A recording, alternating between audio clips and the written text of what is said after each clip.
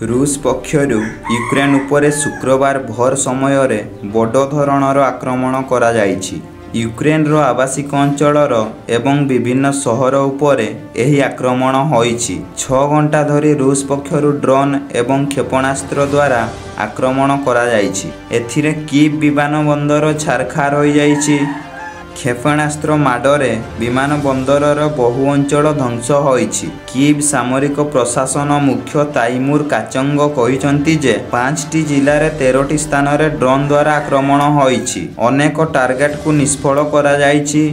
2022 February रु दुई देश मध्यरे चलीथिबा युद्ध बंद करिबाकू अमेरिका राष्ट्रपति डोनाल्ड ट्रम्प उद्यम चलाइथिले हैं सेथिरे सुफल मिलिला नाही। आलोचनार अग्रगति होउथिबा समय रे हठात यूक्रेन पक्षरु रूस को अभ्यंतरीण अंचल रे गुप्त ड्रोन द्वारा बड़ धरणर आक्रमण करा जाई रूस रो 41 युद्ध विमान को ध्वंस करा जाइथिला। एहा परठारो रूस अधिक हिंस्र होई आक्रमण चलाइछि। युद्ध ह्रास पाइबा बदल रे अधिक तीव्र हेबार लागिछि।